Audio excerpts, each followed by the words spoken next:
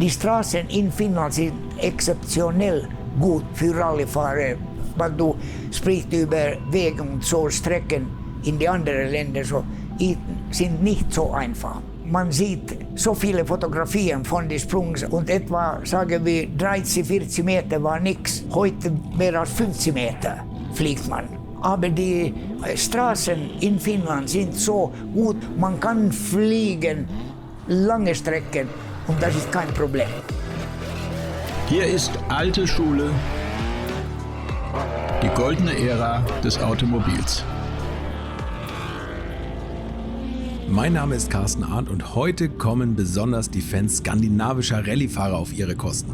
Für mich besitzen Rallypiloten aus Schweden oder Finnland ja immer eine ganz besondere Aura. Einmal gehen sie oftmals recht robust mit ihren Autos um und zum anderen hat man auf den schwedischen Landstraßen selbst immer das Gefühl, gerade auf einer abgesperrten Sonderprüfung unterwegs zu sein. Und beim Springen sind sie auch nicht zimperlich. Meinen heutigen Gast haben sich viele von euch gewünscht und der Weg zum Interview war für mich recht kurios, weil ich zugeben muss, dass ich nicht wusste, dass er so gut Deutsch spricht und wo er eigentlich lebt. Dann habe ich eine deutsche Handynummer von ihm zugeschoben bekommen und siehe da, beim folgenden Telefonat stellt sich heraus, dass er keine 400 Meter Luftlinie von mir entfernt in Hamburg wohnt. Wer hätte das gedacht, beim finnischen Rallye-Champion, der 1963 und 64 in seinem Saab 96 Fahrer wie Timo Mäkinen und Rauno Altonen geschlagen hat. Dass er überhaupt einmal so eine Karriere im Motorsport hinlegen würde, hat er lange Zeit wahrscheinlich selbst kaum geglaubt, da durch eine schwere Krankheit bereits seit seiner Jugend in der Bewegung eingeschränkt ist. Aber ein echter Kämpfer lässt sich davon nicht aufhalten und so hat er den Begriff der Flying Finns im Motorsport mitgeprägt und ist bei knapp jedem dritten seiner Rennen auf dem Podium gelandet. Viel Spaß jetzt mit dem Rallyefahrer Simo Lampinen. Okay, Simo Lampinen, hallo. Alles gut. Alles gut. Also wie bist du zum Motorsport gekommen? Ich war gekommen zum Motorsport durch die Sache, dass mein Vater, mein Großsohn, mein Großvater und mein Vater war Motorradrennfahrer in Finnland. Und mein Großvater hat unsere Fabrik Lampinen Ski für Langlaufski angefangen 1901. Und dann war er auch zusammen mit Hohenthal in der Nähe von Helsinki, hat man auch dann eine neue Fabrik für Karhu. Karhu, das ist heute noch da und Karhu-Fabrik macht auch Skien und mein Großvater hat das gemacht zusammen mit ihm 1916. Und alles war in diesem kleinen Kerkkodorf, das ist zwischen Lahti und Porvoo in Finnland, nur 45 Kilometer östlich Richtung Wladimir Putin, St. Petersburg, Richtung da von Helsinki. Ganz bei dem wie sagt man, Wasser und so, bei dem See, das ist zwischen Finnland, Russland und Tallinn in Estonien. So da sind wir dann und er hat, und auch die Karufabrik kommt in dieselbe Dorf, dann unten bei dem Fluss und wir sind 1 Kilometer oben auf die Berge da und dann hat man angefangen, mein Großvater schon, die Lampinen Leute war ganz aktiv mit Motorradfahren und Motorradrennfahren. In die Nähe von Porvoo war Väkkijärvi Strecke, auch da, und mein Großvater war da. In der Zeit hat man Rödge und Raleigh und Harley Davidson und diese war dass man hat große Motorräder und so. Und dann kommt auch Otto Brandt, das war die Vertreter für Honda, fing dann in die spätere Zeit für Honda. Und von meiner Mutterzeit hatte wir Arvidsson Company, Rosenqvist, Arvidsson Company, das hat in die alte Zeit Triumph und dann Norton, Vertretung in Finnland und dann in die spätere Zeit noch Japp und dann Yamaha. Auch so, ich war auch nun in die 80er, wenn ich hatte Rallys geschlossen, habe, war ich ungefähr 10 Mal in Japan und gesehen 15 Fabriken von Yamaha mit 20.000 Arbeiter und so. Und das war sehr interessant. So, wir hatten Motorrad und Schneeschlitte in Arvidsson für das. Dann natürlich, alles ist so, dass meine Cousin hat das weggekauft und so und alles ist zufrieden. Okay. So, dann fing das so an, dass mein Vater fing an am 30er schon und war die Meister für viele von den Rennen in Hedemora in Schweden. Er war Dritte in Assen, war als erster Mann nach 2 Runden in Isle of Man 37 und dann war die Norton, die Motortank hat vibriert und Benzin kommt weg und dann war die andere Seite von Douglas war kaputt und dann zu Hause. und so, dass er war Meister von die Eläintarha in Finnland, von Hedemora in Schweden und wirklich groß. So, das war die große Sache. So, ich komme von dieser Seite. Vom Motorrad. Und dein Vater ist mit dem Vater von Rauno Altonen gefahren, und mein oder? Vater,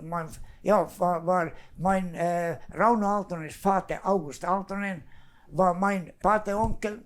Und dann, wie Rauno, das ist 5 Jahre älter als mich, wir sind viel zusammen. Zum Beispiel letztes Jahr im Juni waren wir in Venedig, Padova, für die italienische Mini-Club. Ja. Weil Minis war letztes Jahr 60 Jahre alt. Genau, ja. Da war die Großzeit. Und Rauno war weltweit für diese Clubs, auch in Sydney, in Melbourne und so. Weil er Monte Carlo mit Mini gewonnen hat. Ne? Und Monte Carlo gewonnen hat natürlich. Und dann er fährt noch nächstes Jahr auch mit der historischen Sache in Monte Carlo. So unsere Eltern waren sehr gut mit Motorrad, mit Boot, auch mit Hydroplan, Boot und so. Aha. So dass Rauno war meine Idol in der Zeit natürlich. Und dann hatte ich, wenn ich war 15 Jahre alt, hatte ich Poliovirus bekommen und alles war kaputt. Und dann natürlich bekam ich und unsere Familie, Rainer Lampinen, mein Vater, das war die Idol mit Motorrad. Als wie ist das, dieser junge Mann ist nun mit diese schreckliche Sache mit Polio unterwegs nichts zu bekommen als normale Person mehr. Also du konntest nicht Motorrad fahren damit? Nein, ich habe dann angefangen ein wenig später. Wir haben viele Fotografien, weil wir haben mit allen meine Füße und alles sind noch heute, die sind operiert. Zum Anfang Rollstuhl und alles diese, das war eine Spezialsache überall in Finnland, dass wie könnte eine Person so zurückkommen, aber das war die Sisu, als man hat in Finnland. Ich hatte diese Willpower in Englisch, so dass ich wirklich möchte da oben kommen und so. Ich war erste Mal zum Beispiel in Hamburg 54, wenn ich war 11 Jahre alt. Wir waren unterwegs zu Assen, wo mein Vater möchte dann fahren, aber die BMW, er hat eine 52 BMW, dann, und das war bei der Grenze, einige von den Papieren waren nicht korrekt, weil das war geschickt von Finnland, so das bleibt da, aber dann guckt, wie die Rennen waren und alles in Assen. Dann war ich sehr interessiert, ich war immer in die Depot, in die Fahrerlager und alles, so dass alles den ganzen Sache, ich bin die einzige Kind, sozusagen auch, und in unserer Familie. Und interessiert von Leuten, das hat Rallys gemacht, weil Moto war nicht für mich mehr möglich, das war unmöglich.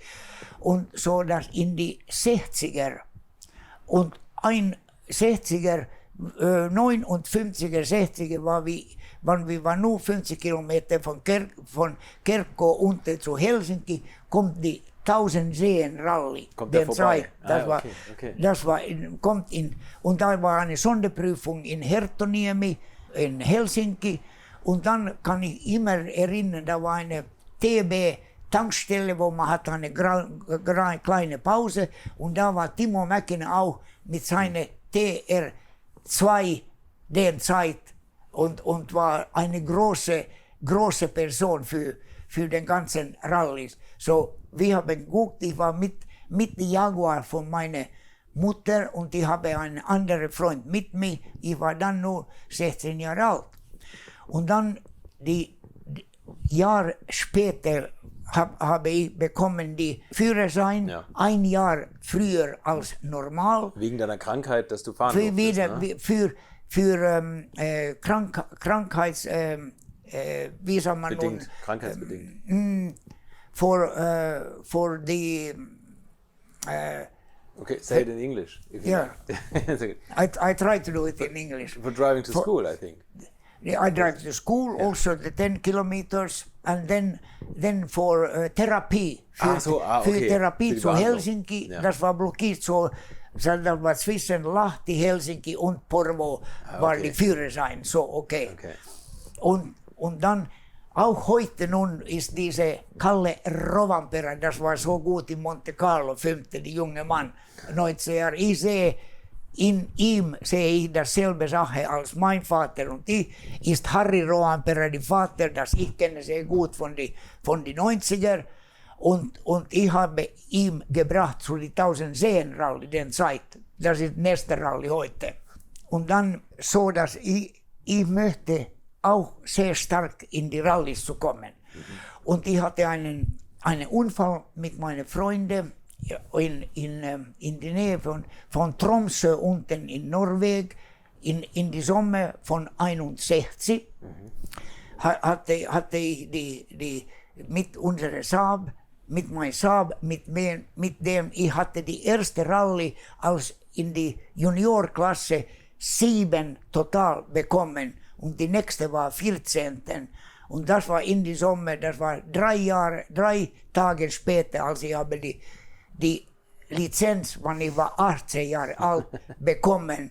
Und so dass für 1000 Seen, das war im August, diese war im Juni, letzte 22. bin ich geboren, so dass das war 5 Tage später, dass ich hatte die Lizenz und die Rallye, 500 Rallye. Und dann hatten meine Eltern gesagt, dass, hey, wir machen nun so, dass wir nehmen die Jaguar, dass ich hatte gute Sachen gemacht, so wir hatten die Unterstützung für den Motor, alles gemacht für das, andere Stoßdämpfer und so. Und ich habe mit dem Auto Start gemacht in August für die 1000 Seen Rallye. Also deine Eltern haben das eher unterstützt? Weil diese war auch von in die Motorsport Idee. Die waren auch verrückt, so. Ja. Und das war der Familienjaguar, der Jaguar von deinen Eltern, Das oder? war ein Jaguar von meiner Mutter, weil mein Vater hatte einen Mark 7 und diese waren 3,4 Mark 1.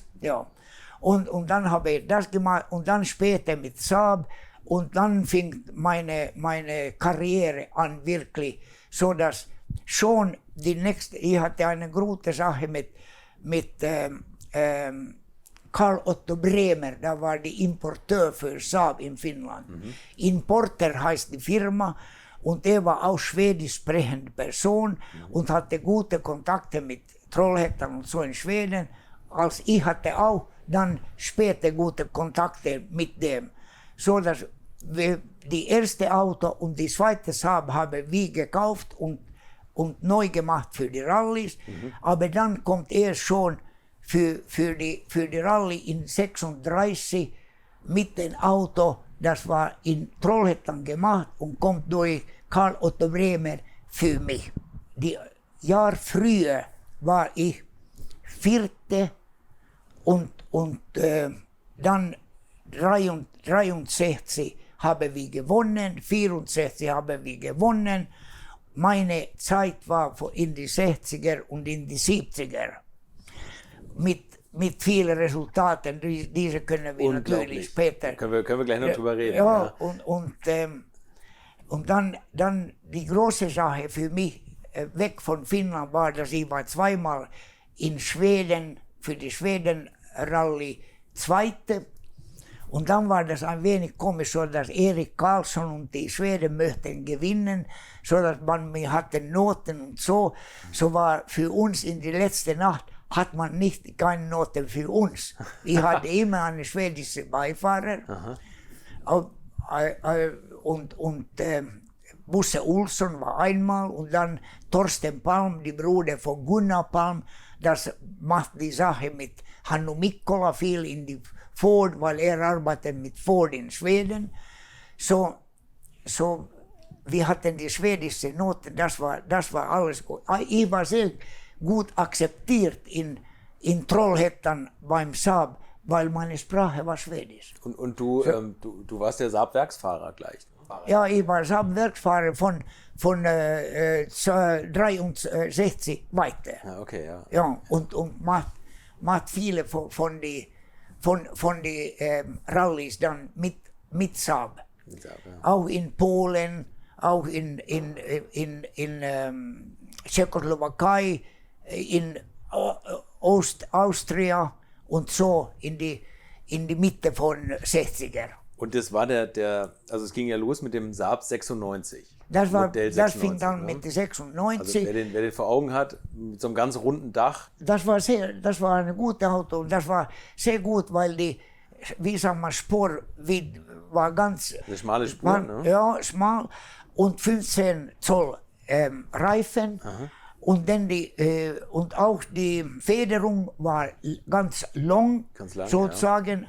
Auto war ganz schmal, so das war ideal für alle, für die linken Fußbremsen und so war das ideal. Und für mich natürlich mit meinen Foliobeinen, ja. Das war wichtig, dass ich hatte das so, linke Fuß. Okay. So dass ich hatte die Probleme ein wenig in die Anfang, so dass zum Beispiel nicht akzeptieren Auto, wo man sitzt sehr niedrig, weil in einer Fulvia später war ein wenig problematisch, wann in die Anfang so, ich hatte meinen Stuhl ein wenig höher und dann hatte ich die Bromspedale doppelte die Länge doppelt so breit, ja. Und Saab Breite, ja, und Saab war natürlich, was Saab hatte Freigang in die, so du könnt immer unterwechseln, so dass ohne Kuppeln. Ohne Kuppeln. Und dann natürlich hat man Zeit, weil man von die dritte zu vierte machen zum Beispiel, dann muss das ganz geradeaus sein und dann könnte man einfach den Gang so durchziehen. mit schlechten Beinen auch.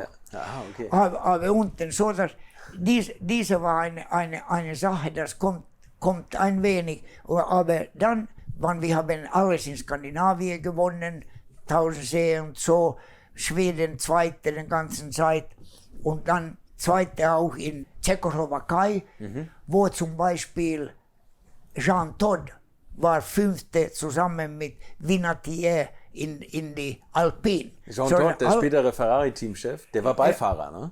Ja, war Beifahrer. Ja, okay. Ja, das ist richtig.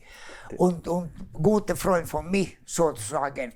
Und wir hatten viel zusammen dann später auch. Jetzt haben wir ja schon kurz gesagt, du hast das Linksbremsen ja so ein bisschen mit erfunden eigentlich. Ne? Und der Saab war ja prädestiniert dafür. Ja. Dieses Linksbremsen, das hat man gemacht, weil ihr Frontantrieb hattet, oder? Das ist mit dem Frontgetriebe. Ja. Das ist sehr gut und das war natürlich für mich, war die Getriebeautos wie die Lancia Fulvia auch, war sehr gut. Und ich muss sagen, dass wann ich hatte meinen ersten Kontrakt mit Triumph gemacht, so dass ich die Triumph 2000 mit dem hohen Sitz sozusagen. Und wir haben mit John Davenport, mit dem Auto in RAC-Rallye gefahren. Und wir waren in die erste, wann wir kommen zu Schottland. Aber dann hatte die wie sagt man nun, zwischen die Kopf und die Motor ist die Dichtung war kaputt gegangen. Also, ja. Und dann hat Rauno Aaltonen gewonnen und so. Aber dann wann ich halt mit Walter Hayes die Kontrakt gemacht für Standard Triumph, für Triumph, dann machten wir auch mit die Spitfire Monte Carlo und dann mit der Spitfire hat man genommen, mich zu fahren, auch mit Jean-Jacques Thuner, die 24 Stunden Le Mans, in 65. Ja. Und ich war, muss ich sagen, so, dass ich war in die Probe früher, in Tageszeit und Nachtzeit, war ich von den 3 Autos und 6 Fahrern, war ich die schnellste in der ganzen Zeit, auch in die Rennen. Und dann hatte wir so gut alles gemacht, dass wir hat die Klasse gewonnen. Okay, war das für dich eine große Umstellung von Rallye auf Rundstrecke? Ja, das war, aber ich hatte auch in Finnland ganz viel auf die Eisracing mit die Saab gemacht und auch auf die Asphaltstrecken in verschiedene, wie sagt man nun, Rennstrecken in Finnland. In Helsinki und in Turku und in Savonlinna in Finnland hatte ich mit dem, so dass Maizeit macht man viel Rallyes und Rennen mit dem selben Auto oder mit einem Auto von selber Marke, dass man hat niedrige gemacht und Spezialreifen, Spezialfelgen und die Motor war einen Trim, so dass die Motor war nicht für 1500 Kilometer, das war ein Motor für, sagen wir, 50 Kilometer. So dass alles war auch die Limit und das war guter Sport in Finnland, war wirklich die Zeit. Und mit den Triumph dann zu Saab auch für die RAC-Rallye, dass wir haben dann 68 gewonnen und nach dem RAC-Rallye hat man von Köln Ford für mich, das war ein Monat später, hat man gefragt, das könnte ich fahren, die London zu Sydney. Echt, und das war eine große Sache, da war die Bruder von Jockey Kleint, Ernie Kleint war in einem Auto und wir waren drei Autos alle zusammen und auch Ford England hat die Lotus Cortina, Bengt Söderström und Gunnar Palm und Gunnar Palm war die PR-Boss für Ford in Schweden und der hat mich dann gesagt, dass sie möchten den Mann nehmen zu Köln. Und die haben dann gefahren und ich war zusammen mit Gilbert Stapelar, das war einer von die Bossen in Ford Belgien und fährt auch Racing und so und so. Und wir war noch in große Sachen, sagen wir so. So das war angefangen in London und dann zu Indien und Indien und in Bombay, der Zeit heute Mumbai und dann mit Schiff von Bombay zu Fremantle, Perth in Australien, Westside und dann durch den ganzen Zeit 19.000 Kilometer alles. Unvorstellbar. Wie lang wart ihr da unterwegs? Wie viele Tage? 27 Tage fahren.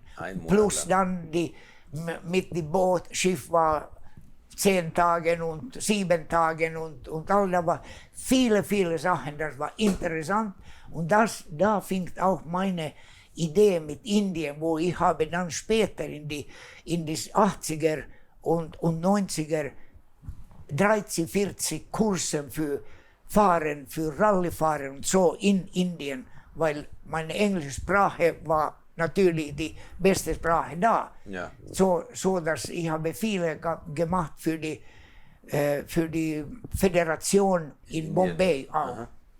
Und aber diese lange Strecke, wie war zu gewinnen, die Strecke, so dass Stuart Turner, das war die Boss für BMC, sagte für mich in New South Wales in die letzte Nacht, dass Simon, nun ist du so, dass du winnst die zweite große Sache in einem Monat.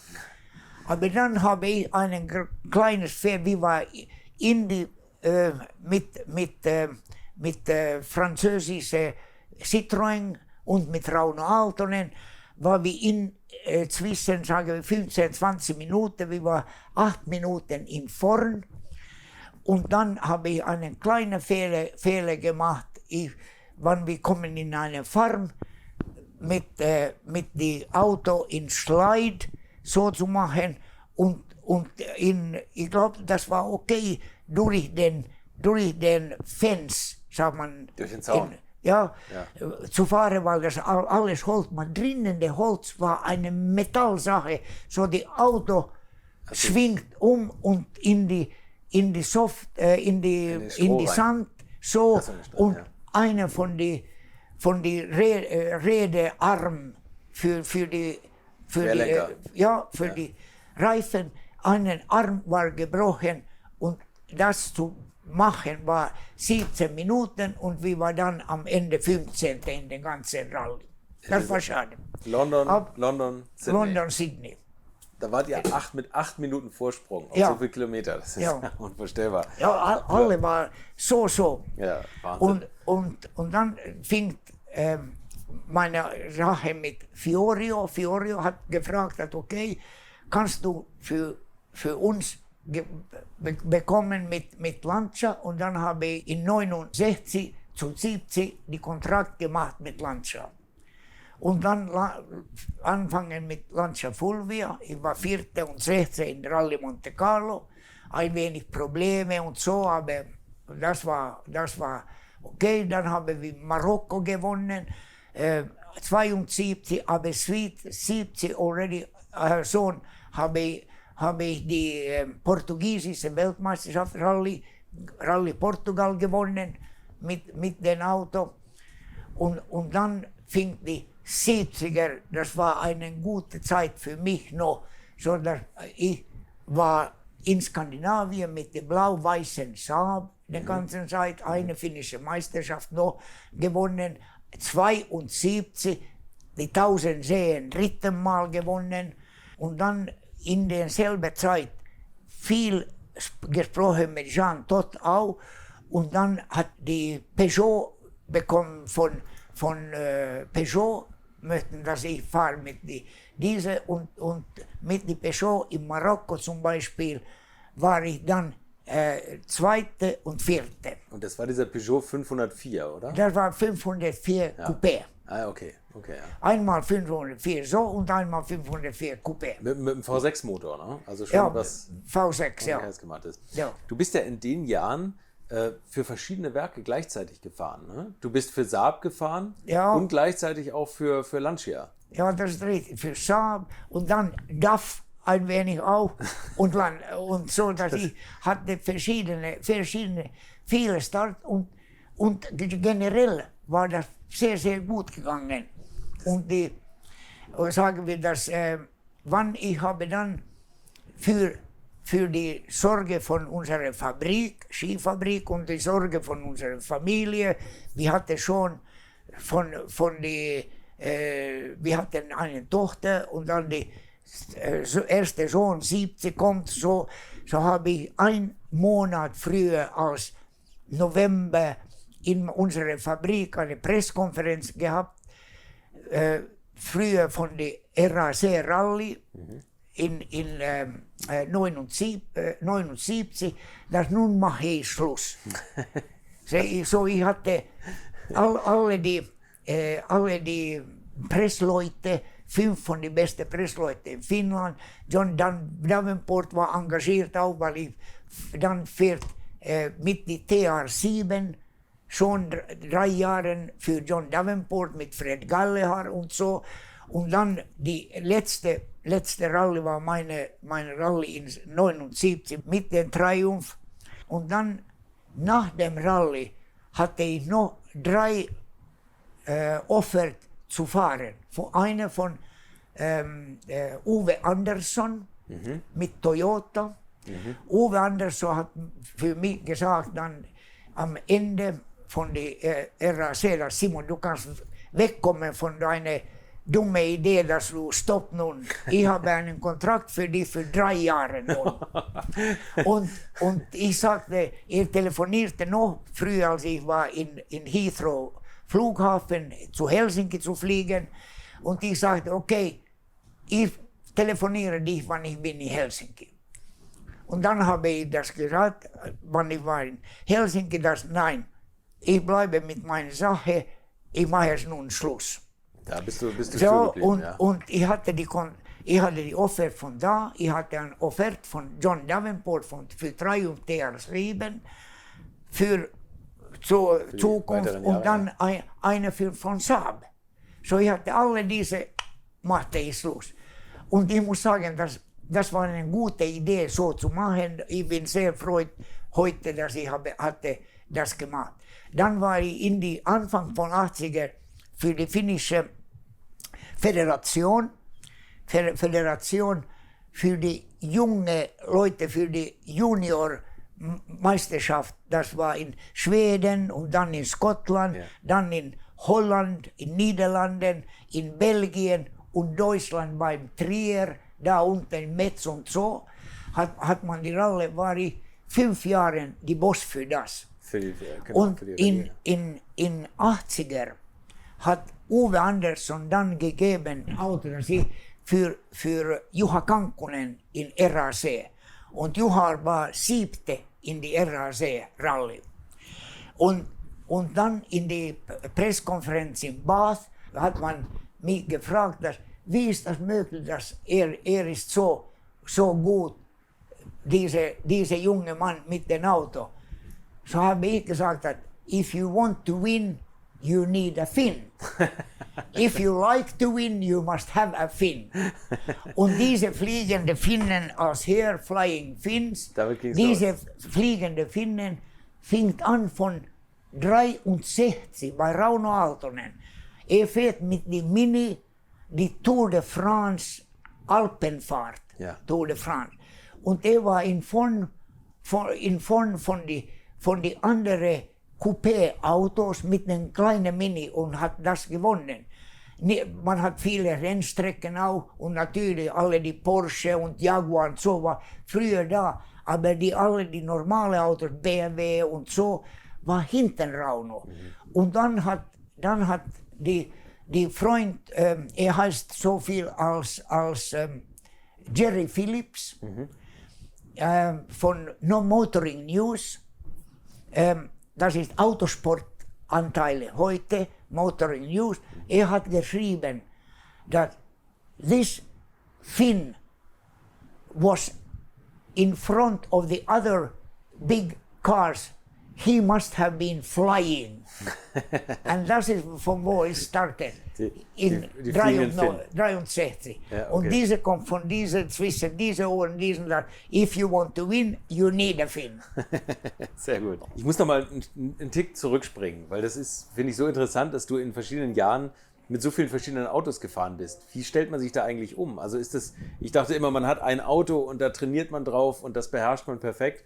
Aber du hast es mit 3, 4 Autos gemacht in einem Jahr. Ja, mehrere noch. Ich glaube, das 6, 7 verschiedene Autos. Und man kommt zu diesem. Ich hatte immer ein gutes Talent für das. Aber innerhalb eines Jahres wäre es nicht einfacher gewesen, mit einer Marke zu fahren? Oder du hast dir immer das beste Auto für jede Strecke rausgesucht? In der Zeit macht man so, dass die Teams hat nicht so viel Geld, dass die Teams hat den ganze Leute. Die gute Sache in der Zeit war so, dass die Autos sind alle verschiedene. Aha. Du hast einen Porsche Hintengetriebe, du hast einen Ford Vorn- und Hintergetriebe, du hast einen Saab Vorn- und Vorngetriebe, du hattest verschiedene Autos und die Autos das ist die heutige Probleme in Rallys ist viel, dass die ersten 10 Autos, ob man hat einen Red Bull oder einen anderen Sponsor, die 80% von den Leuten, das gucken an die Seite von der Strecke, weiß nicht, was für ein Auto das ist. Das ist die Sache, wo man muss nun denken, mit dieser ganz stark was zu machen, so dass die Marken, das ist zum Beispiel Citroën ist nicht mehr nun in die 20er. Citroën ist weg. Und alle die anderen 3 Autos sind ganz viel. Ganz ähnlich. Ne? Ja, früher ganz waren das so unterschiedliche Autos. Allein dieser Saab 96 im Starterfeld. Das war Und Alpine, Renault Alpine und Peugeot und Fulvia und dann kommt Lancia Stratos und dann so dass in die 80er habe ich viel gemacht dann für die finnische Television, auch für die Fernseher als Moderator für die 1000 Seen Rallye und andere Rallyes auch in Finnland, viele Sachen auch unterwegs und dann für die Motorradclub war ich die Präsident in Porvoo, Stadt Porvoo, wo alles hat angefangen, wo Fabrik und so war ich 2 Jahre und dann hat Antti Syvälahti, das war die Chefsekretär für die finnische Föderation, mich gemacht in FIA und ich bekomme die Observer und auch in die and also in the stewards of the rally in the college for 20 years. So das war dann angefangen und ich muss sagen, dass viele Sachen waren an meiner Seite. Ich war sehr aktiv mit alle diese Sachen und natürlich meine Sprache war eine von den starken Seiten, dass man könnte alles sagen wie you could use your talent in different kind of things. Und du sprichst so viele Sprachen, oder? Was sprichst du alles? Ja, Schwedisch? Schwedisch ist meine Muttersprache, Englisch meine beste Sprache und dann habe ich Finnisch und Deutsch und Italienisch und Französisch.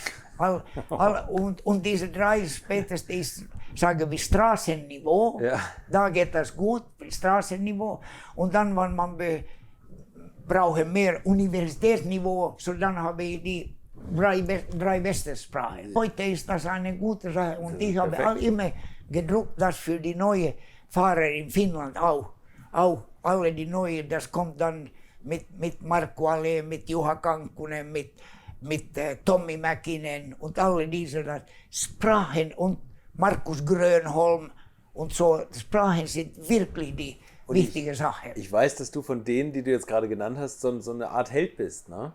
Die sind alle große Fans von dir. Von deiner Vergangenheit. Ja, das ist eine sehr große Familie. Auch mit Familien sind wir viel zusammen. Meine Frau und die Frau von Timo Mäkinen war immer zusammen. Wir sind nur 40 Kilometer weg voneinander. Helsinki und Porvoo. Ja.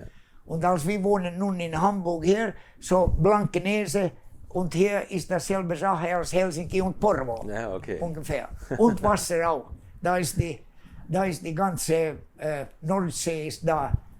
Finnische Bucht ist da zu St. Petersburg und Tallinn und alles.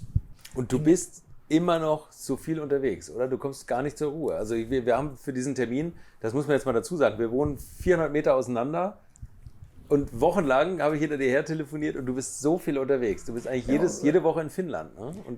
Sagen wir nun, das war sehr interessant, dass in Finnland wir haben einen Club, das heißt die Primula Gang, wo wir waren früher 13 Personen, sagen wir 15 Jahre zurück. 13 Personen, das sind da wirklich so. Nun sind wir fast 300 Personen. Alle möglichen, weil wir haben das geöffnet auch für die Teambosses, nicht nur für Fahrer und Beifahrer. Okay. Teambosses und Mechaniker und sehr starke Organisateur für verschiedene Rallyes.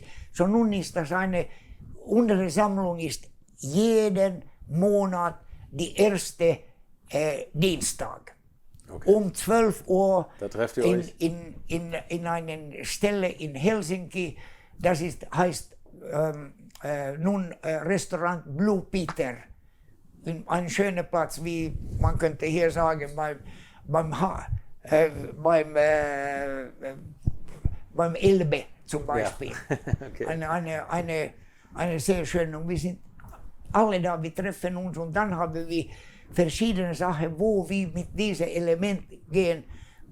Alle diese war zum Beispiel in Riga letzte September für die Rallycross-Weltmeisterschaft. Kommt mit Autobus, kommt 50 Leute, voller Bus. Ich war von Hamburg geflogen mit Baltic Air zu Riga und dann treffen wir 40 Kilometer früher als Riga. Meine Saab-Freunde hat mich da gebracht und dann komme ich in die Autobus und reden Sachen und so für die anderen. Das war früher nicht da, weil wir haben in die Saab Club, die Saab Environment in die Welt läuft sehr, sehr gut und wir treffen uns in die Mitte von August in verschiedenen Ländern. Alle in Europa und Kanada und USA und die ganze Familie von Saab läuft sehr, sehr gut. Und überall bist du als Experte und als ich bin als großes Ehrengast gefragt. und ich gebe eine Rede da und wir sind hier in alle die Länder in Europa waren wir und dann auch Tallinn und Finnland. Wir haben das 21. Nun in einem Jahr haben wir das in Finnland, die große Sache. Und du hast, für alle Saab-Fans müssen wir jetzt auch noch, du hast einen ganz besonderen Saab, oder? Einen der letzten Ja, Saab. Diese 93 ist von den letzten Monaten in Trollhättan gebaut. Früher, und dann hat General Motors die komplette Bau unter zu Kaiserslautern gebracht, zu die Vectra-Linie in Opel. Und das ist, wann die Pleite in Trollhättan hat angefangen. Da war es klar, dass mit Saab nicht mehr lange was los ist. Ja, ja.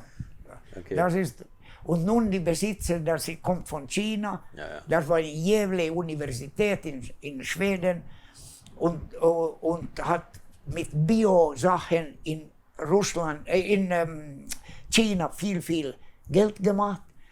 Dieser Mann hat gekauft die ganze Organisation von Saab und das ist unter NEVS, New Electric Vehicles Schweden. Und er hat nun eine Fabrik gemacht in Hyangchung-Chungsho, wo er hat die Fabrik und das ist mit Elektro-Hybrid-Autos, unter dem Namen NEVS. Und er probiert sehr stark, dass die Regierung in Schweden wechselt die Idee mit dem Flug in Linköping, mit den Saab Flugmotoren und Flugzeuge, Sachen mit den Jets und so, Kampfjets und so, wechselt die Ideen, so dass diese geben die Saab-Name für ihn. Anderes kann er nicht ins Europa kommen. Und die Familie, Saab-Familie überall ist sehr, sehr stark. Okay. Das läuft gut. Auch in Deutschland. Auch in Deutschland noch. Ja, Und das auch stimmt, in das Hamburg. Stimmt. Ja, das stimmt, ich weiß. Wir haben Stammtisch Saab in Hamburg. Ja, jeden weiß, Monat. Ich weiß. Jedes Du, Mal. was waren so deine Lieblings-Rallye-Autos über die ganzen Jahre? Ich muss sagen, dass ich habe zu spät angefangen mit den Stratos, aber die Stratos war fantastisch. Stratos war noch mit meinen schlechten Beinen und so, das war noch okay. Ich wollte gerade So, sagen, weil der Stratos war ja extrem flach. Also das Ja, war ja ja. kein Auto, wo man so hoch saß. Ne? Und für mich hat man das 7-8 Zentimeter höher gebaut, die Den Sitze. Sitz, okay. Und die Steuer auch ein wenig höher, so dass höher. ich hatte ein wenig Platz für die Füße. Okay. Aber die Potenz von dem Auto Ja. war so gut, dass auch mit den Schlechten so zu machen, könnte man gute Zeiten machen. Bist du trotzdem vorne mitgefahren? Ich war Vierte in Schweden mit dem Auto, aber wir waren zum Anfang sehr gut, weil wir hatten die finnische Reifen, das war von Nokia, das war sehr schmal und nicht so viele Spikes als die Auto für Björn Waldegard und für Walfridsson, das Fiorio hat gemacht und Fiorio hat diese für mich gegeben und sagt, ja, du gehst alles von der Firma, aber du musst deine eigenen Reifen haben. Und er hat sicher in die Kopf diese, weil die andere hat die Pirelli-Reifen, das war 2-mal so breit und mit 500 Spikes, das war so hoch, wie war in die Anfang 2 Sekunden pro Kilometer schneller. 10 Kilometer, 20 Sekunden schneller als die andere. Das war für mich, der Auto war wirklich, wirklich gut. Ich habe gute, sagen wir, Autos gehabt den ganzen Zeit. Ich bin glücklich und ich bin auch so glücklich, dass ich habe gute Ideen und gewechselt, wann das war die Zeit zu wechseln und wann da war die Zeit zu Stopp machen. Nicht zu fahren so weit, dass du hast nichts mehr zu machen. Und dann hatte ich wann ich habe gestoppt, 79, dann in die 80er habe ich bis 92 die Eichspionarbeit für Fiat, 6 Jahre für Audi, für Hannu Mikkola, Stig Blomqvist, dann 3 Jahre für Mazda, Hannu Mikkola und Timo Salonen und dann 3 Jahre noch für Tommi Mäkinen in Nissan GR, inklusive Safari Rally auch für Tommi und Safari Rally als Eichspion in die Mitte von die 80er für Hannu Mikkola und Walter Röhrl. Oh, okay. Wann die zwei hat gewonnen, hat einen großen Kampf gegeneinander. Ja, ich weiß, das war ja am Anfang eine schwierige Phase bei Audi, ne? Mit dem Björn Waldegard und Walter Röhrl, die haben sich ja... War nicht so einfach. War nicht ganz einfach. Nein. Ich hatte organisiert von Finnland für den Auto, du brauchst immer 3 verschiedene Gruppen, A, B, C, und dann 2 Personen, so das war 6 Personen, und wenn du hast 2 Autos, halt 12 Personen, das möchte alle die Flug und Hotels und alles, das war ein riesen Apparat. Audi hat das so gut von Ingolstadt, München gemacht, das war eine große Ehre für mich, dieses zu machen. Das war schon eine ganz andere Zeit, als du angefangen hast. Ne? Also wenn man da überlegt, wie groß war ein Team damals, als du angefangen hast? So, die ersten Saab-Werksteams, mit wie vielen Leuten seid ihr da an die Strecke gefahren? In Finnland hatte wir 8 Personen, 8 Personen so. In Schweden hat man fast 30, 25, 27 Personen in Trollhättan. Aber in Anfang eine Hälfte von das in die 60er. Wahnsinn, natürlich, das war... Und dann alle die Serviceleute hat man zum Beispiel in Saab, von die Coupé Saab 900, hat man die Heck oben gemacht und dann große Sachen auf die Dach, so dass man könnte 6 oder 8 Reifen da bringen und andere Federung. Die Serviceautos war fantastisch und den Zeit natürlich müsste die Service machen sofort von einer Stelle zu die andere. Heute, dann, wann ich war von 90 weiter, war ich die Boss für die Organisation für die 1000 Seen Rally. Die Rennleiter für die 1000 Seen Rally für 15 Jahre. Und dann in die Mitte von das hat David Richards, das war die Boss von Subaru? Ja, von Subaru. So, er hat mich telefoniert und sagt, dass wenn du hast so gute Leute in Organisation, so kannst du so machen, dass man kontrolliert, dass man hat keine Service überall zwischen die Sonderprüfungen. Ah, okay. Und man hat konzentrierte Serviceplätze und dann muss man natürlich kontrollieren, so dass man könnte nicht, so wir haben das gemacht und das angefangen, weil dann könnte, er sagte in der Zeit, dass die großen Bosse von Subaru und so kommt nicht in die Serviceplätze, das sind weg von die Asphalt und so. So das hat man so gemacht und das ist natürlich, heute ist komplett gewechselt, alles. Eine große Wechsel ist so, dass man hat für eine Zeit von 2000 ungefähr weiter, 2010, 2015 hat man keine Strecke in die Nacht, weil das war eine Frage von Pressleuten. Das war sehr schade, ob jemand hat einen Unfall zum Beispiel in die Nacht, so die Pressleute können nicht wissen, was hat passiert. Weil wenn die Morgen kommt, hat die natürlich die Sache mit dem Team, hat man mit den Bosses gesprochen, mit der Leitung. Was sagen wir nun, das war schlecht.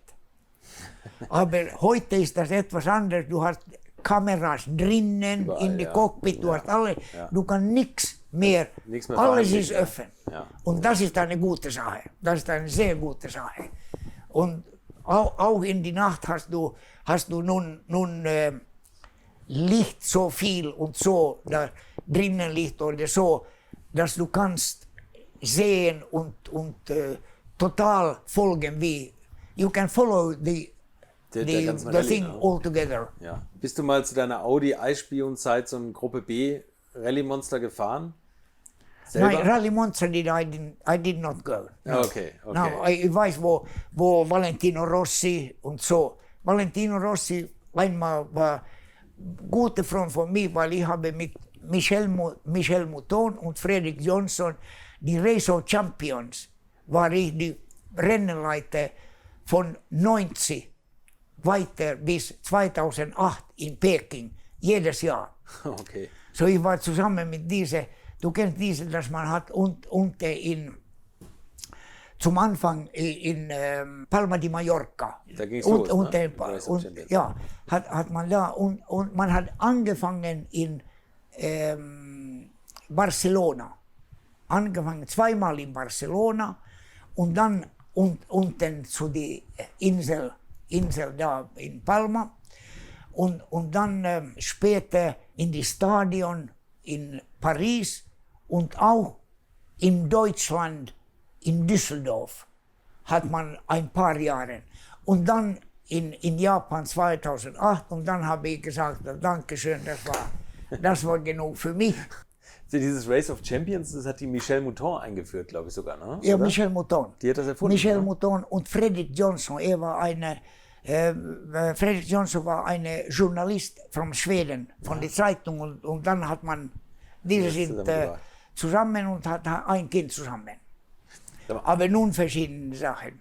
No. Hattest du eigentlich mal schwere Unfälle? Oder? Nee, nicht, ich hatte Unfälle, jo, aber nicht Unfälle.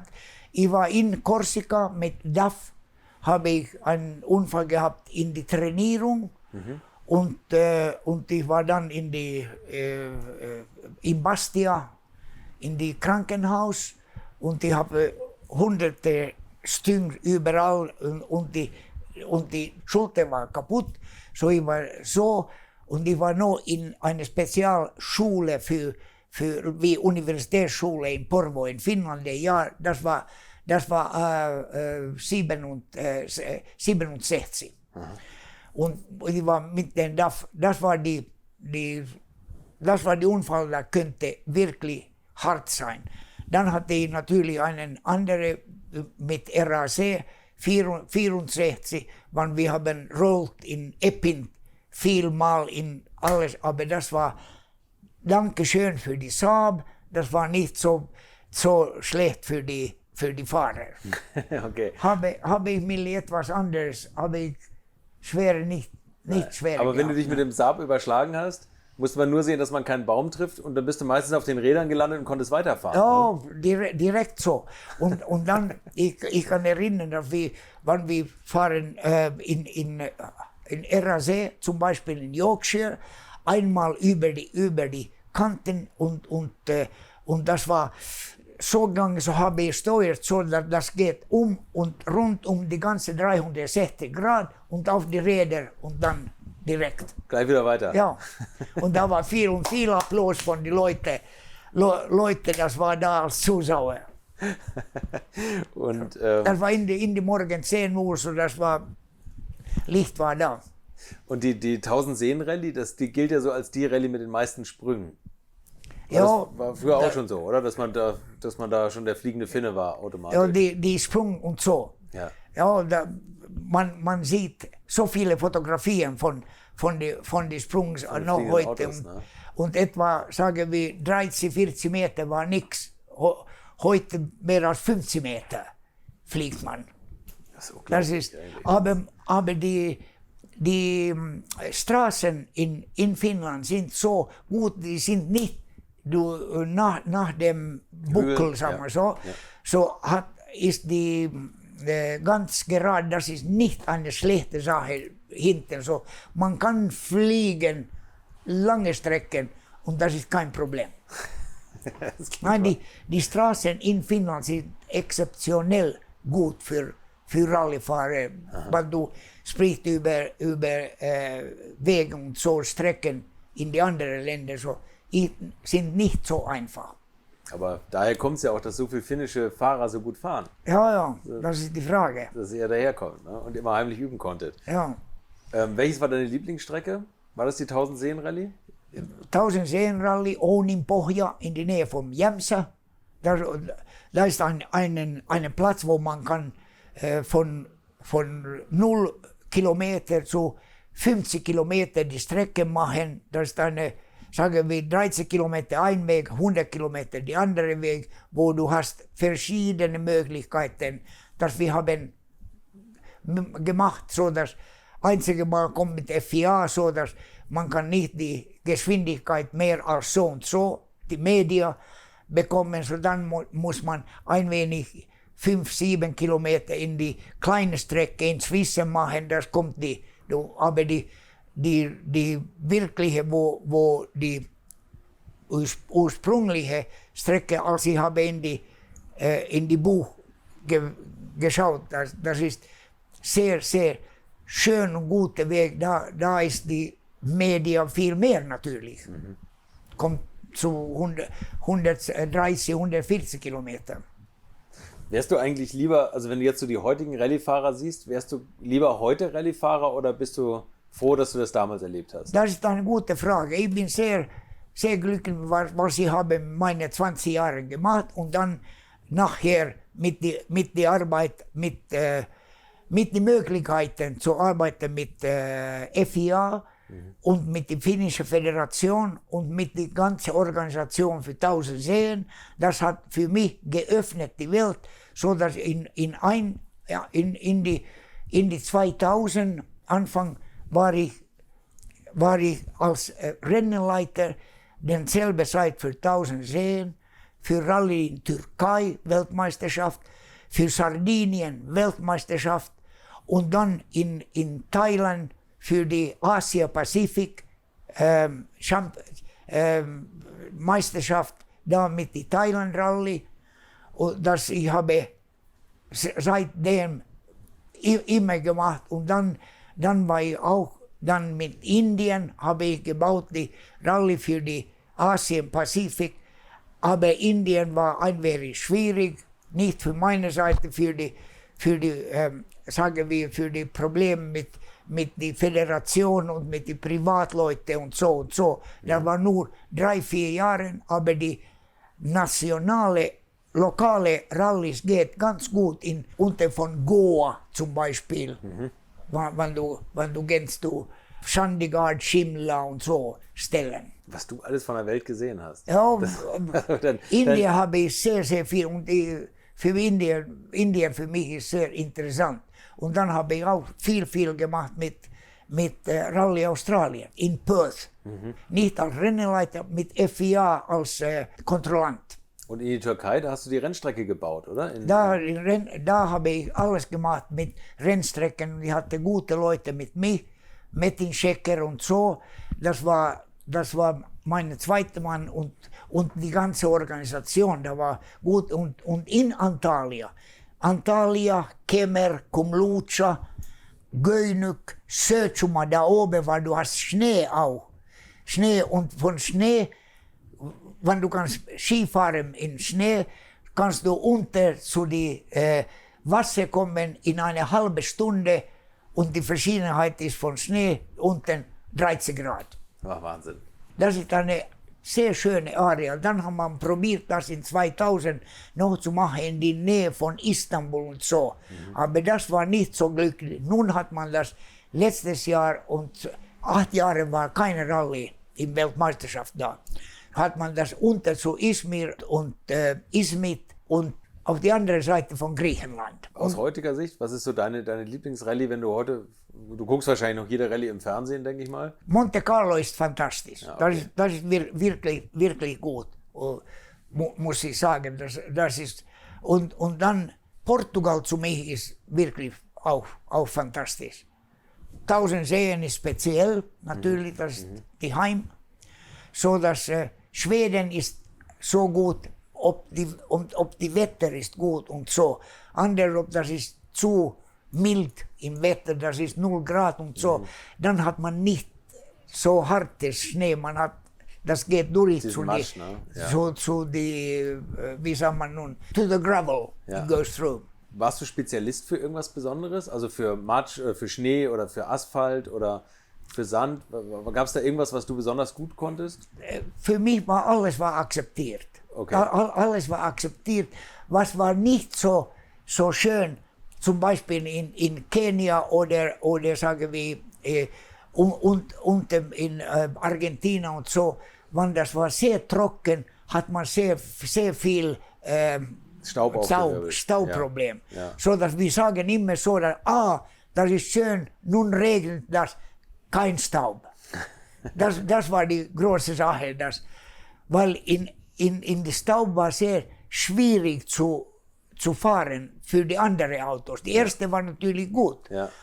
aber für die spätere war das nicht so einfach. Aber wenn das regnet, könnte man...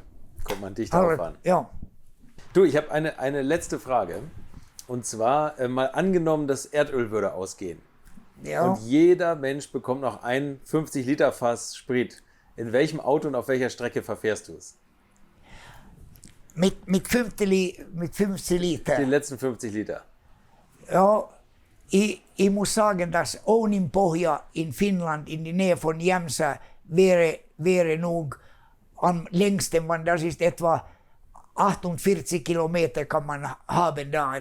Das wäre sehr schön. Und eine andere, wo ich habe viel Arbeit auch gemacht mit Rallye Deutschland, zum Beispiel unter in Trier und Baumholder. Und Baumholder, alle diese Strecken da sind auch spezielle Strecken und sehr speziell für die Fahrer, aber eine fantastische Stimmung ist da. Ich war da so viel Mal und habe das gebracht für 2000 in die Weltmeisterschaft auch. Und DSTC von Nizza und ich war die FIA-Leute, das hat 2 Jahre die Sache gemacht, dass Jean-Marie Balestre und Max Mosley hat gefragt, welche Rallye kommt nun? Die Rallye in Spanien, Catalunya, Costa Brava oder Rallye Deutschland. Und dann haben wir diese gemacht und erste Mal haben wir gesagt, okay, Spanien war okay, in Barcelona, in Katalonien, weil da hat man die Hilfe von den anderen Clubs und die Strecke war da und die Automobilclub von Katalonien hat die Geld, RACC, Royal Automobil Club of Katalonien, hat die Geld zu machen, so das war okay. Und hier hat man ein wenig Problem zum Anfang, nicht wenig, ganz viel mit AVD und ADAC, weil viele von den Strecken war AVD, die Baumholder, mit Henning Wünsch war die Baumholder da und da könnte man nicht fahren. Man hat die Strecken ohne Baumholder war nicht so fantastisch, die Strecke. Und die ADAC hat die Weinbergen und so. Ja. Diese war sehr gute, sagen wir, in Nähe von St. Wendel und so rundum. So dass das war eine 2-3 Jahren Prozess, die beiden zusammen zu machen, die organisationsmäßig. Und das haben wir mit STC gemacht, so dass wir hatten das wirklich in Ordnung gemacht und heute läuft das sehr, sehr gut. Perfekt. Und in welchem Auto fährst du die Strecke? Dann wir hatten verschiedene Autos. In welchem würdest du jetzt fahren, die letzten 50 Liter? In die nun heute oder so. Ja, genau. Wenn du jetzt deine letzten 50 Liter Sprit bekommst, auf welcher Strecke? Das wäre ja wahrscheinlich da unten. Und in welchem Auto? Okay. Sicher, Lancia Stratos wäre die richtige Auto für das. Lancia hat sehr, sehr gut gemacht da auch. Simon. Alright. Ich glaube, wir wissen jetzt alle, warum man dich den Gentleman des Rallye-Sports nennt. Thank Vielen you very Dank für much. das Interview. Ja, danke. Next time more. Danke. So, das war Simon Lampinen, einer der für mich immer noch bescheidensten Motorsportgrößen, wenn man überlegt, wo der überall noch unterwegs ist und was der macht. Unglaublich. Wenn ihr immer noch nicht genug von der alten Schule habt, dann abonniert uns auf YouTube, Instagram oder Facebook, denn da gibt es täglich neue Videos und Infos zu aktuellen und vergangenen Gästen und außerdem immer wieder besondere Specials. Bis zur nächsten Woche, bleibt gesund und allzeit gute Fahrt. Infos, Bilder und alles Wissenswerte unter der Internetadresse www.alte-schule-podcast.de